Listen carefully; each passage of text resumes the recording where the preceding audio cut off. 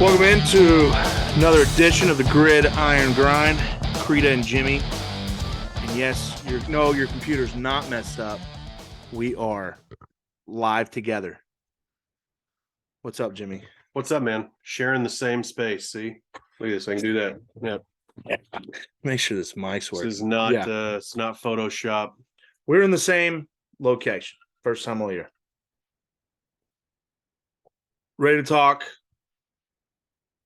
Thanksgiving. This is my favorite holiday, the football, because it's just like opening weekend. Except that's all college. This is a mix. You get football on Thursday, you get football Friday, and you get football Saturday, you get football Sunday, you get Monday night game. Love it. It's like it's my favorite weekend. Maybe I'll get one of those this weekend too. Little turkey dads. There you go. Get you another fan. I do. I need to add a collection. I did get another buck this year to add to that guy. So good deal.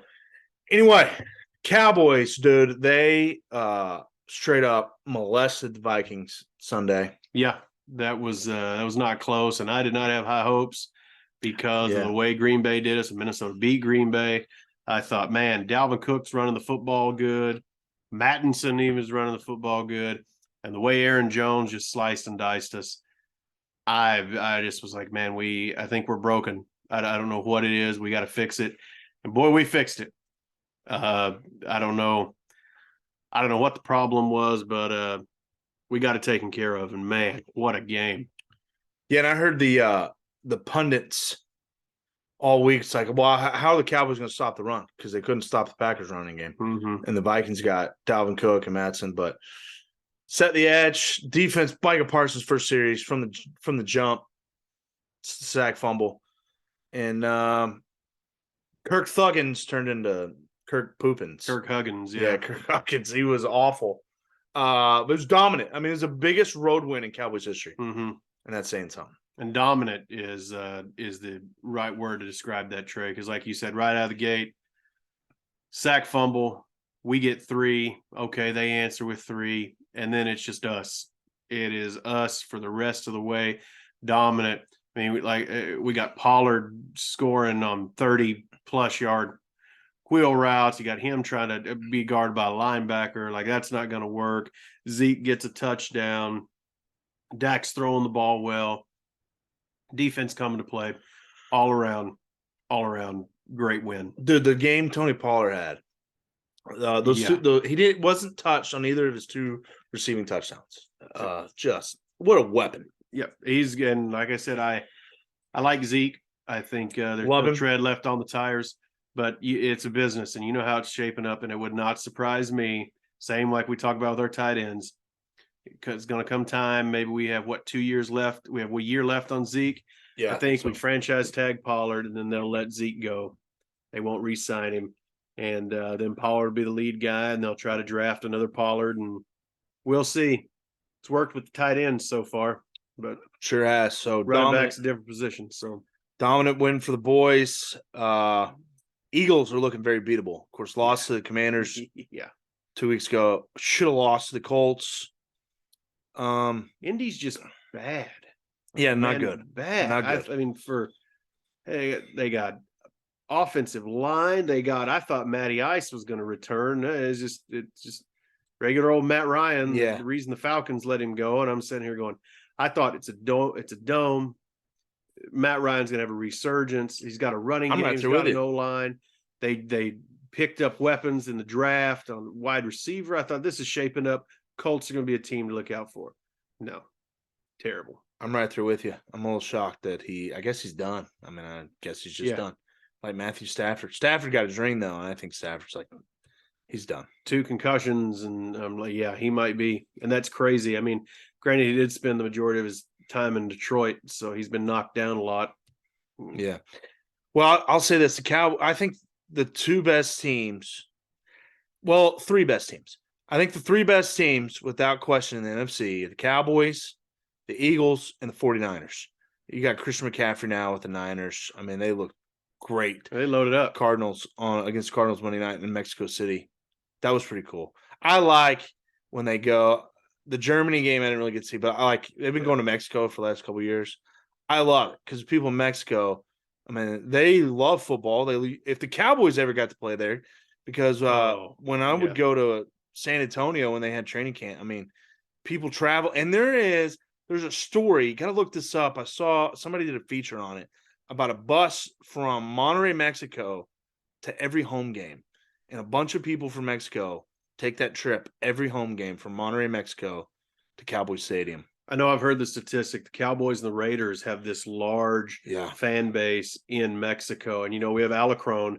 He's part of that NFL foreign exchange type deal where he doesn't count on against our roster spot, but it's trying to, broaden the borders of the game, which I like. And so we've got Alacron. And like I said, there's a huge fan base for the Cowboys down there. So, I'd love to see us go down there, play in Mexico City, and just keep it coming. Yeah, big fan of the Mexico City games. And so the 49ers look great, but the problem is Cowboys, if we can't catch the Eagles, they're 2 games up on us. We're going to be in that 5 spot playing a division opponent. And right now, a division winner, and that could be the 49ers, but I bet the 49ers get hot and they end up being the probably the 2. They'll probably overtake the Vikings as a 2 seed. Maybe, I mean, worst still be the 3 seed. Then you're stuck playing the Buccaneers and Tom Brady at Tom Brady. Dude, nobody wants to do that. No, post-divorce Tom Brady is old Tom Brady. Yeah, exactly. So Cowboys, their best hope is to catch the Eagles. We really just need the Eagles to drop one more game, and then we play them, and then we can take care of business. So Eagles play the Packers. Or is it the Packers or the Titans this weekend? I can't. I know they got this Titans. Back-to-back home games. They got Titans and Packers. So, if they can drop one of those, then they have 3 road games in a row. So we need the Eagles to drop one coming up, and then we'll take care of them on Christmas Eve. But first, Cowboys got to worry about the Giants. I mean, I think we said this last time. Just nothing about the Giants worries me at all. Cowboys have won 9 in a row against the New York Football Giants. They just don't. They don't worry me. They don't scare me. Danny Dimes doesn't do nothing to make me fear him. Saquon Barkley's never really done much against the Cowboys. Our defense has just dominated them. And our offense usually has their will with them. My worry meter is not very high when we play the Giants right now. And I think it's a 10-point spread. And I could see he's very easily winning by 10 or maybe even more. Yeah, you're right. Like the Giants, when they took Daniel Jones, I was not impressed. I thought, okay, worst case, I think his ceiling was he'll be just as good as Eli Manning. Oh, okay, so they'll have 2 good seasons. Other than that, it's kind of, we do what we do. But they just they have no one to throw to. They're an injury away from you and I having to go suit up and run routes for them. And they spend all that money on Kenny Golladay. Yeah, he's injured all the time. They have no weapons other than Saquon. They get rid of Evan Ingram. I was going to say, whatever happened to the tight end Ingram that was really good? He's in Jacksonville. They get rid of Ingram. And that's another thing back to the Eagles real quick. They've got a good chance being down Dallas. Oh my goodness. I just went blank. What's their tight end's name? Goddard. Oh, Goddard. Golly. Goddard. Dallas Goddard. Yeah. And quit drinking. Yeah. Dallas Goddard. They're down Goddard. And so they could drop one. But yeah, the Giants trade away Evan Ingram, another dynamic receiving tight end. They just have no weapons other than Barkley. And I'm going, okay, well, like you said, this doesn't move the needle for me. I think we need to go in, hit them early. We need to attack it like we did the Vikings. Hit them early, keep the foot on the pedal all the way through. Don't want them hanging around. The one thing that kind of raises my eyebrows a little bit is our ability to consistently contain a mobile quarterback. Because, Daniel Jones can run. Yeah, absolutely. So we've got to make sure we get a spy or get somebody on him. And he's a lot better. We bust him a couple times, and I think we got him. So that's about the only thing I think they could do to stay with us is get Daniel Jones out running. I really look for our defense to have another big game against the Giants. I think the offense for the Giants struggled against the Cowboys earlier in the season. I think it's going to struggle again. But before we move on, what are your thoughts? The Jonas Brothers playing halftime Thanksgiving. Fan, not a fan. Is it all the Jonas Brothers or is it just Joe Jonas? It's all. I don't know. It says Jonas Brothers. Oh, okay. I think it's all of them then. The only reason I saw Joe Jonas post a picture of AT&T Stadium today. Doing a rehearsal. You fan of Cake by I the don't- Ocean? I Or I is don't that- have any of their records. Yeah. Give me Creed. I want Creed and that guy. The most all-time Thanksgiving halftime show of all time. Just If you don't know what we're talking about, YouTube, Creed, Cowboys Thanksgiving. give me the guy swinging from the bed sheet to Yeah. hire With the bald head. bald head. Yeah, just give me Mr. Clean on the bed Yes. sheet to hire. Yeah. Give me. It's all you day. need. I'll take it. We're gonna win. Scott Stapp in a Bledsoe jersey. Give me Yeah. I mean, Yeah. what? give me that. As soon as we're over, I'm watching that. I mean, what a classic. Yeah. That was. That was like 01 or something. Something like that. Early It 2000s. was early 2000s. Yeah, just I remember watching it that. live.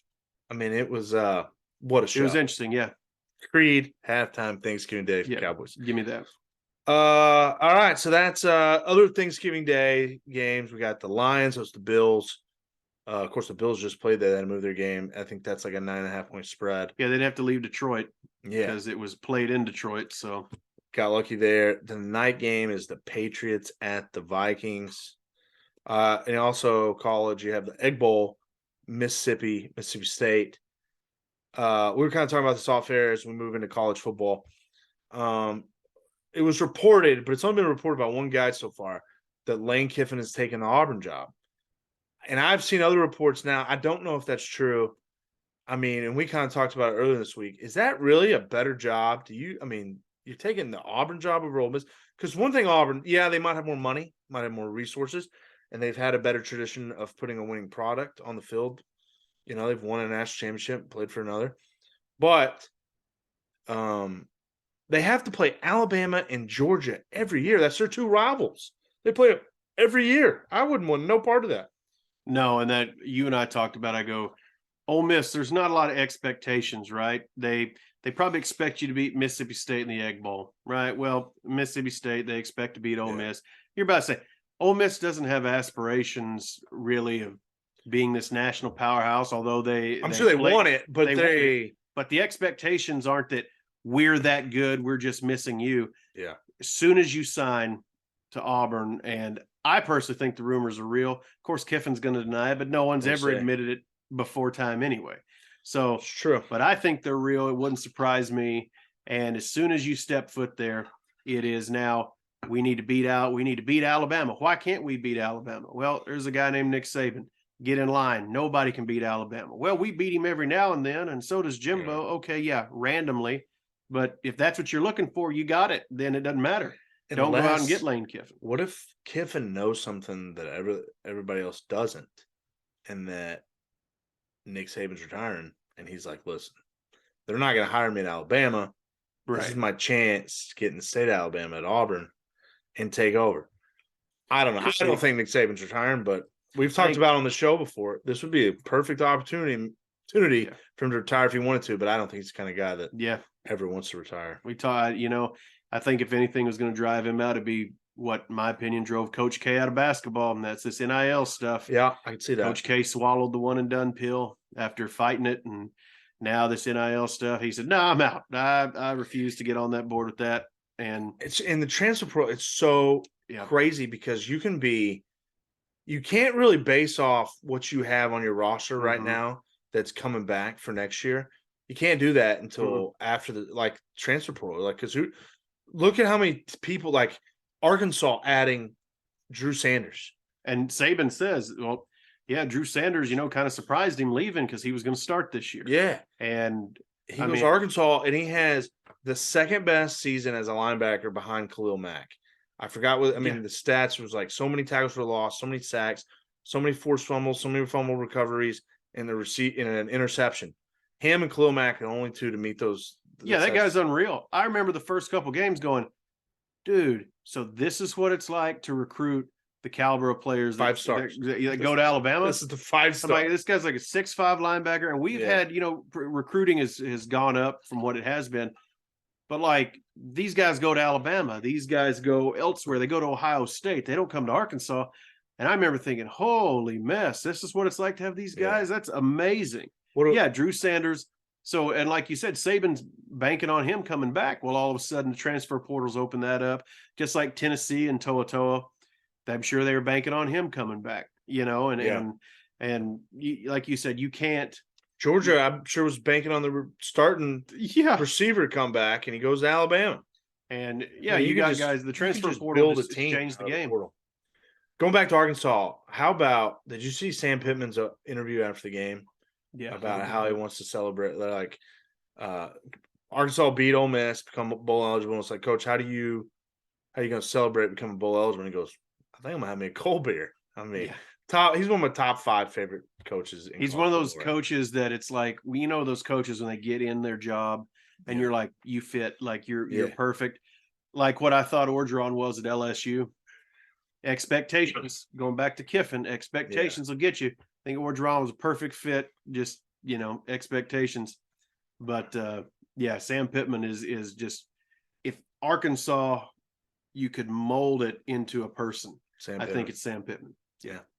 He's got it rolling. Got a chance to go back-to-back 8-win seasons for the first time in a long time at Arkansas. He's got to win a roadie at Missouri. Tight spread in that one. Battle line rivalry. Big games this weekend. There's some traditional rivalries, but not a lot of just huge implications except for you got Florida State play, of course, Clemson, South Carolina, Georgia Tech, Auburn, Alabama's it's not that talked about this year. But the big one, the game, I believe is what they call it, number 3 Michigan at number 2 Ohio State. Ohio State favored by 7.5. Michigan without their starting running back, who's been phenomenal this year, Blake Corum. I've said all year I thought Michigan was better. They're going to have to go on the road and prove it. Ohio State, that offense, and honestly their defense too, they're just cruising. And, it's going to be a heck of a game. Winners in the Big Ten championship, then you got to win that. But even so, even if whoever lost the Big Ten championship, you're probably still getting in. So I think whoever wins this game is in the playoff. This is a big-time game. Michigan's only won once in the last 10 years. Yeah, that was last year. That was last year. So, and they had a heck of a team. A heck of a team. Yeah, defense, and you lose Hudson. Yeah. And only outside of that, there's only 3 of the last 10 have even been competitive one-score games. So Michigan trying to go back-to-back. It's in Columbus, in the shoe. It's going to be a heck of a game, 11 o'clock Saturday morning. What are your thoughts on that one? I tell you, the only thing benefiting, I'm pretty one-sided in this game. I think the only thing benefiting Michigan's an 11 a.m. kickoff. Ohio State, just for some reason, 11 a.m. just sort of gets them. It's like they're not all the way awake. Well, they better be awake because Michigan's going to come to play, like you said, going for 2 in a row.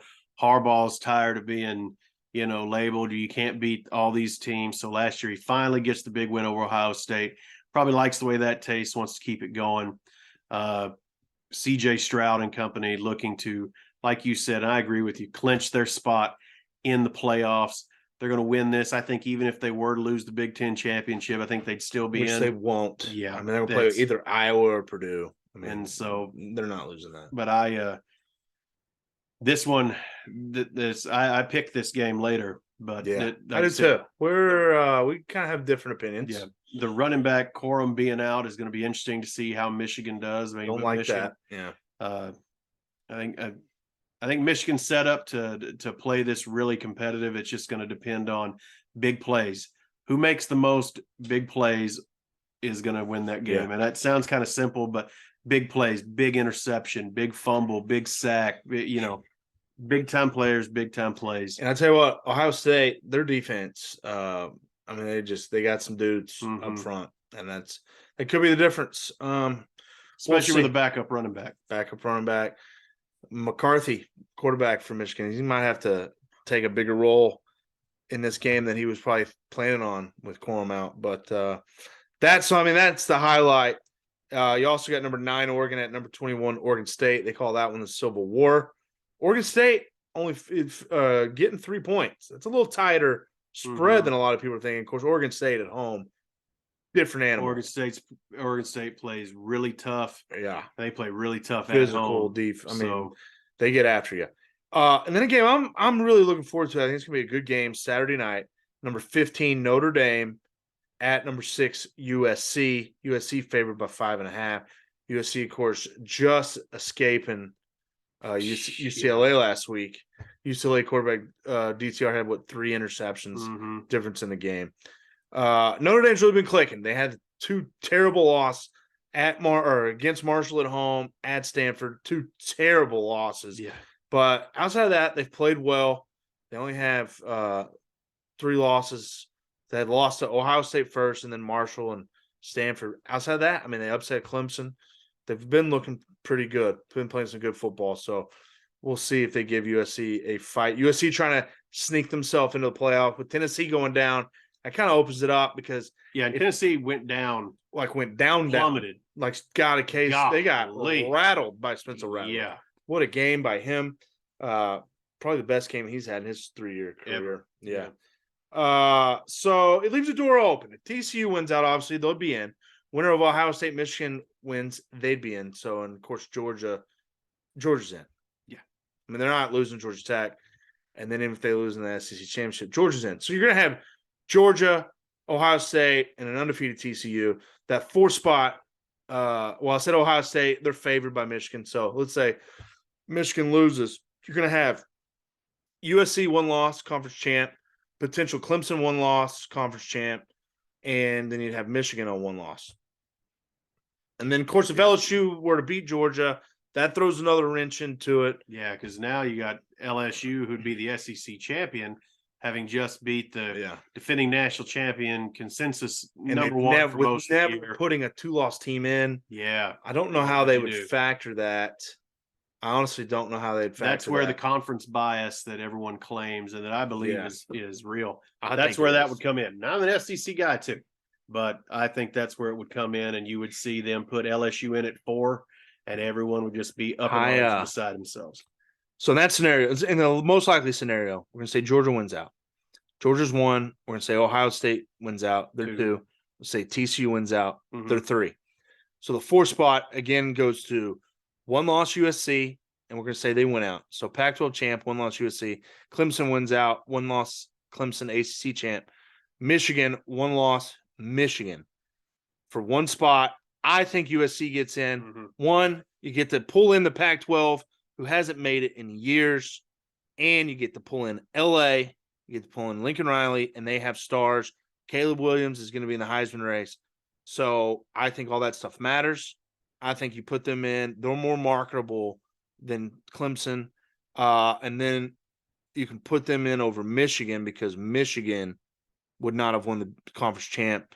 USC would have the conference champ. I think in that scenario, USC gets in. I think they're more marketable, and I think they're the better football team than Clemson. Well, I think they have the better resume. Definitely better than Clemson. Better resume. If they go and win the Pac-12 championship, the Pac-12 which is good this year. Yes. The top 4 and 5 with Washington. Super competitive. It sticks with Oregon State. I mean, it's a good conference. Clemson is playing against themselves. Like their B squad. The ACC is an awful conference. Their B squad could play the A squad for the ACC championship this year. Yeah. So I think if that scenario plays out, I think it's got to be USC because I think they have the resume and they're the better team.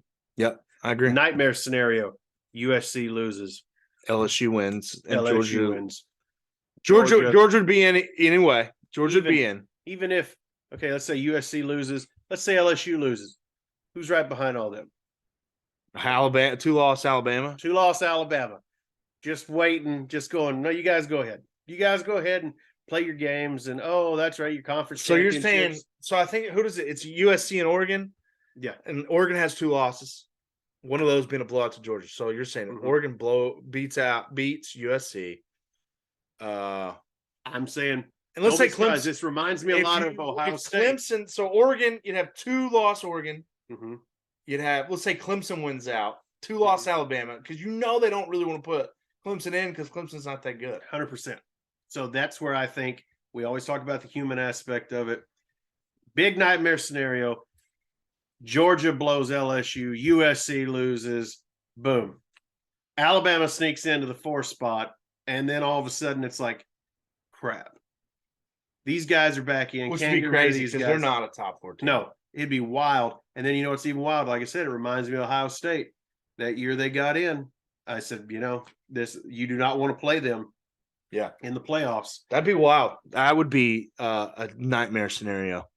So we'll see what happens. That's what makes this fun. Got 2 weeks to decide who gets to be in the playoff. Last week of regular season and then conference championships the following week. So favorite time. I mean, just it's when football gets the best. Love Thanksgiving weekend in NFL. NFL, they always say, you hear like Nate Newton always says this. He always says the NFL season doesn't truly start until Thanksgiving, because he said that's when everybody gets locked in. And goes, that's when you're going to see the best teams won't lose.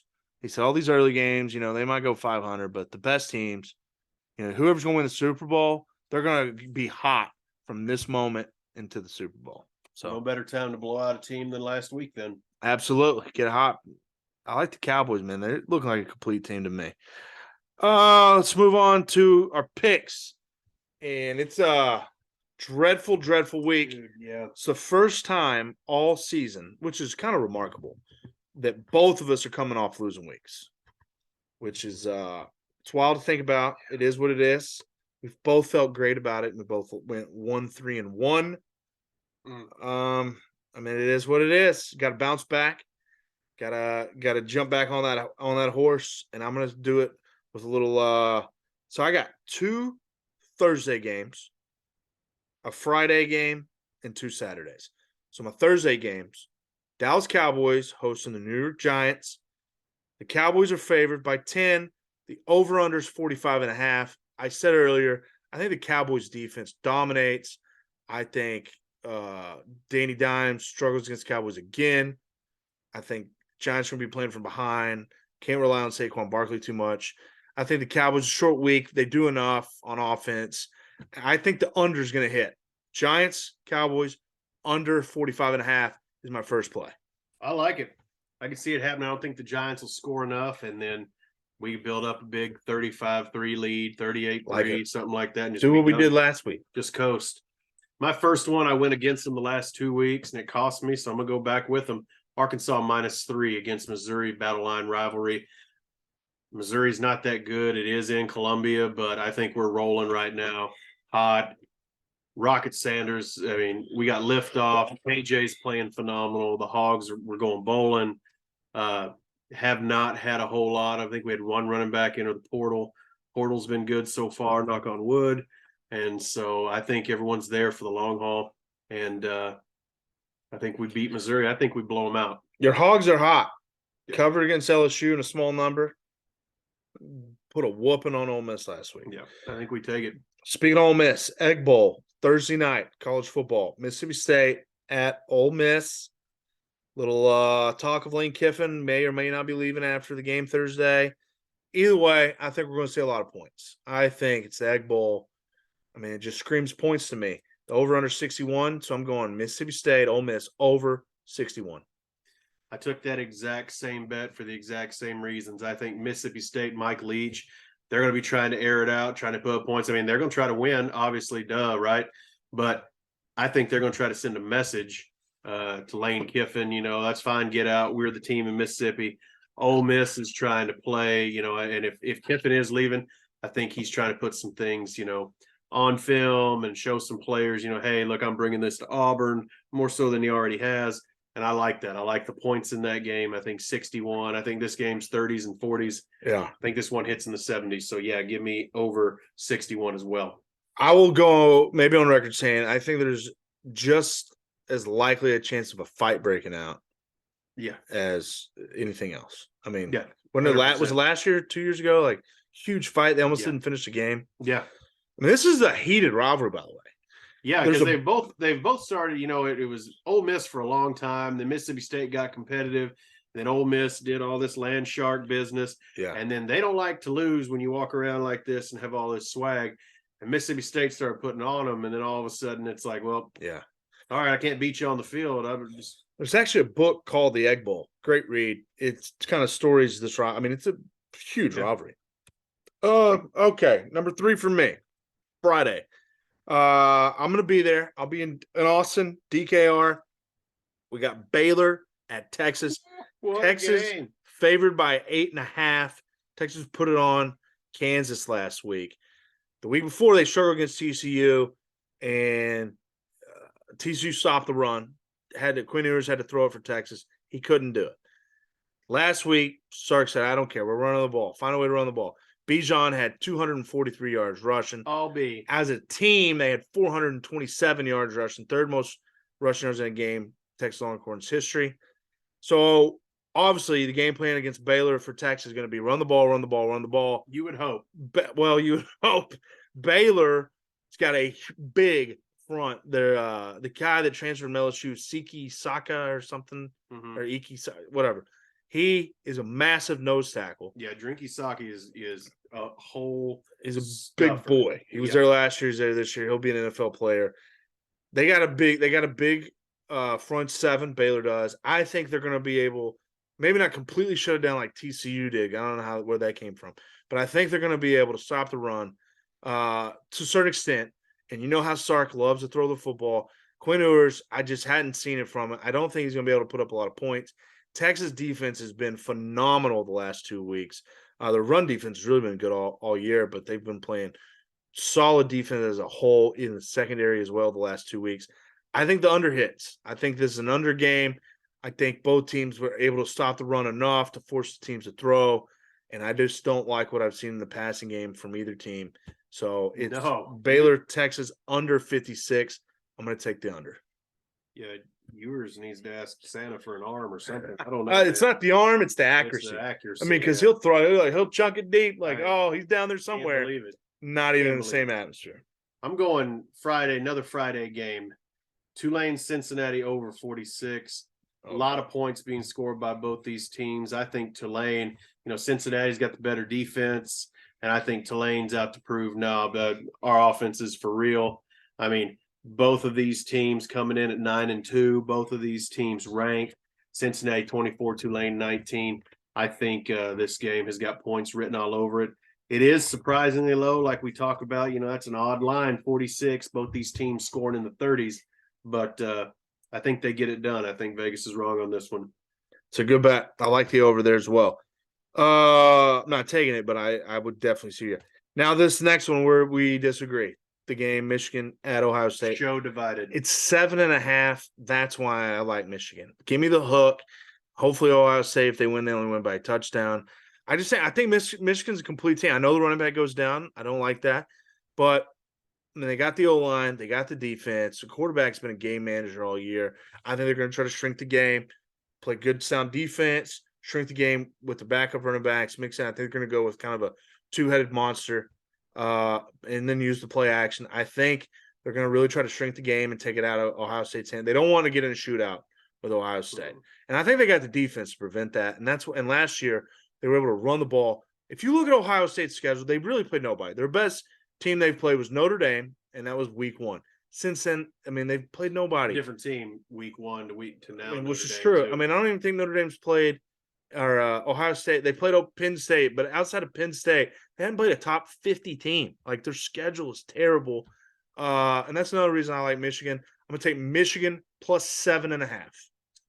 I'm going the other side. Should be divided. Ohio State plus 7.5. Like I said, it is an 11 o'clock game, but it is in Columbus. It's in the Horseshoe. And I think that's worth – I think this is probably a touchdown game. I think being at home's worth one extra point. Could be. Give it to me. Ohio State minus 7.5, making a statement. I think this is where Michigan's playoff hopes are going to die this year. I think Ohio State takes it to them. Revenge factor, too. Yeah. Revenge factor, Ohio State, Stroud, everybody. Give me Ohio State. Also, there's not really a front runner for Heisman.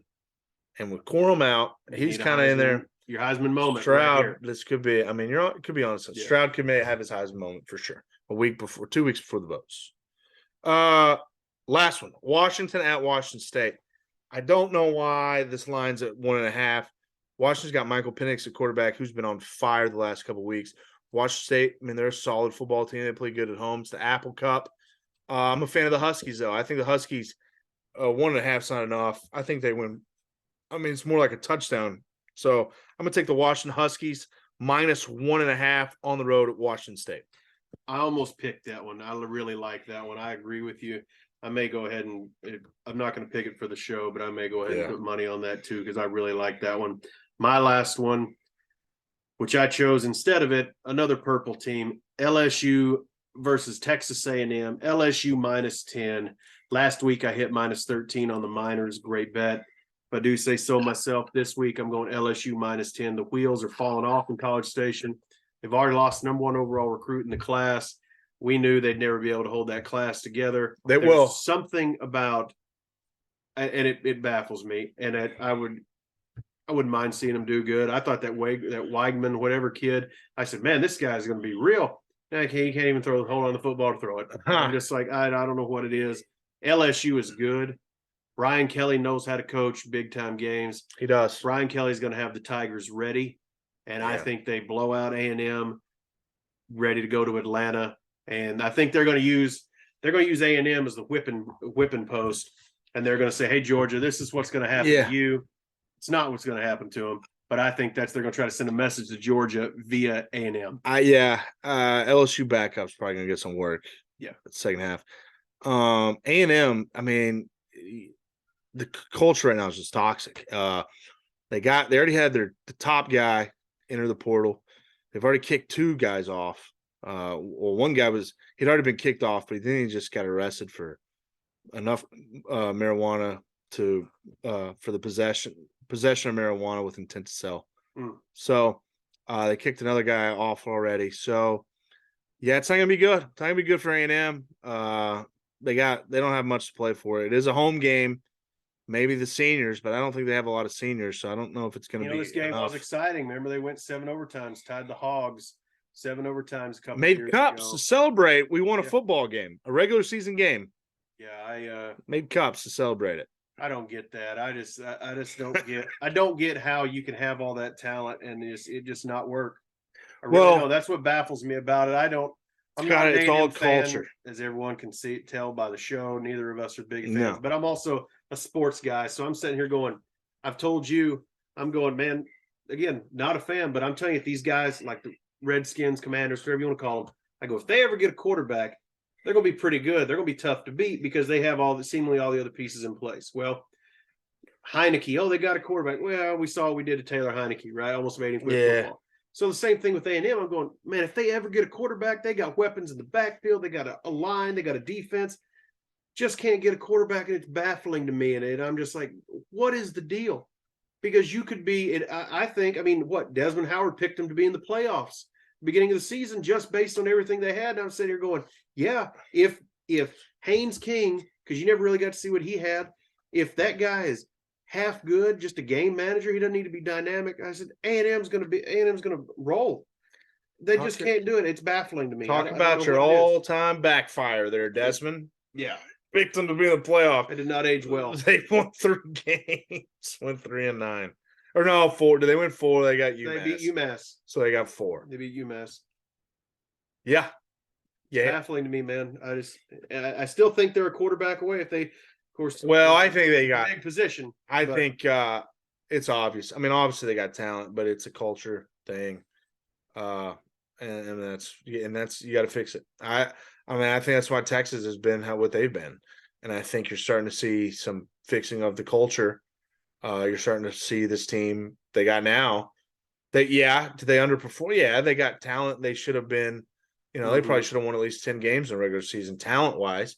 But they're young and they had to learn how to win again, and I think they're in the process to do it now. Texas will have a lot of expectations next year. I mean, they just will.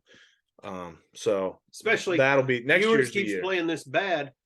You're not going to be able to redshirt Arch Manning. He's going to be in the conversation to start, as if he wasn't going to already be coming in. But at least if Ewers was playing, I think they really were hoping. Yeah, you could have been Ewers, and then you could redshirt Arch, and then Ewers lighten it up, and then he can entertain the NFL. Because I still don't think he'll be there with them long. I think if Arch beats him out, I think he'll leave.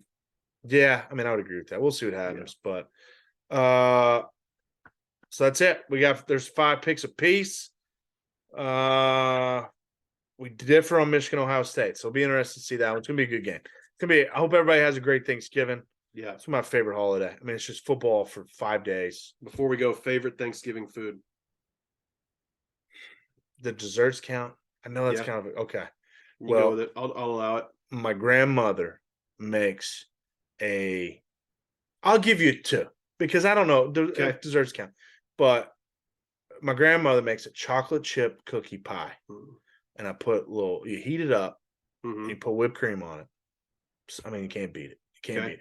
But my favorite thing, like the food, the spread, always phenomenal.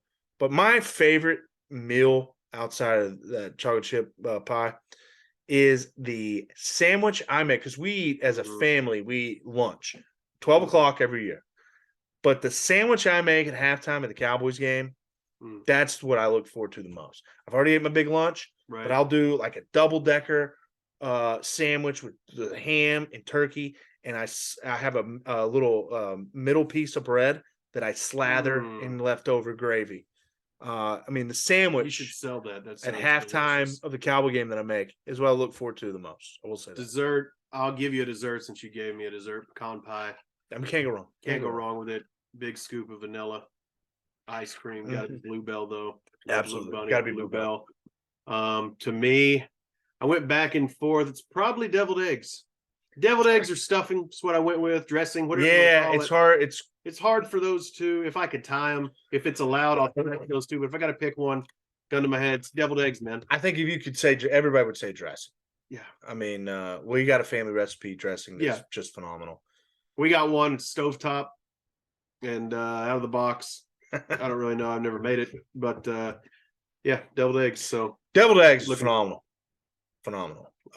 You can have them year round, but they're so much better when you only get them like twice a year. Have them on Thanksgiving, Christmas, and then it's just a big gap. It's one of those. I mean, we got a pretty big family, and when the deviled eggs go out and like the basket of fried okra, it's like people will stop. People cooking, they'll like have to yell at us, stop eating. Because the okra, they fry it. In one of those countertop fryers, you can only fit so many okra in it, and then they dump it out, and then people are just picking at it. Yeah, I remember one year I ate, and see, that's what'll happen. I know. I was over there. With y'all. Yeah, it is. It's a frenzy, but it's so good. You got to. Yeah. Because if you don't get yours, I mean, yeah, my family. Yeah, you got got. Yeah, you don't like. Wait, I'll just get a little bit. And I'll get seconds. I'll let everyone else go. There might not always be seconds. No. Especially the sides. Right. We always have leftover meats, but if you're planning on leftover sides at our house, Thanksgiving ain't happening. So that's the way it ought to be. Yeah. Jimmy's a great show. Love me some Thanksgiving. Looking forward to the games this weekend. Need the Cowboys to stay hot, hogs and horns, get a perfect weekend. I'd be happy. So, all right. Thanks for joining us. Another episode of the Gridiron Grind. Check us out next week. Have a good one. Happy Thanksgiving, everybody. See you.